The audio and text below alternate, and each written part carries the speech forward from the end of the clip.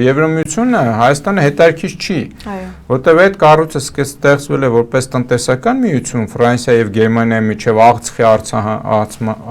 արդյունահանման եւ մետաղի ձուլման։ Եվ ինքը տնտեսական շահեր հետապնդող կառույց է։ Հայաստանից իրենք տնտեսական շահեր չունեն, իրենց շահը Հայաստանում նա է, որ հիմա մարդիկ կասեն, բա Ֆրանսիան մյուսը ինչով են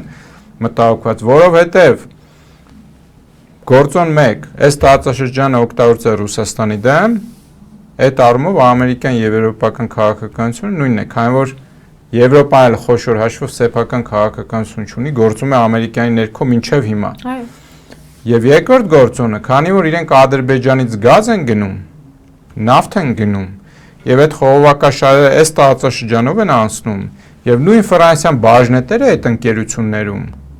նրանք չեն ուզում, որ Հայաստանը իր ազգային շահերը հետապնդի, որպեսզի հանկարծ Ադրբեջանի հետ կոնֆլիկտ չլինի եւ հանկարծ այդ ենթակառուցվածքները չվնասեն։ Այս է իրենց ամբողջ շահը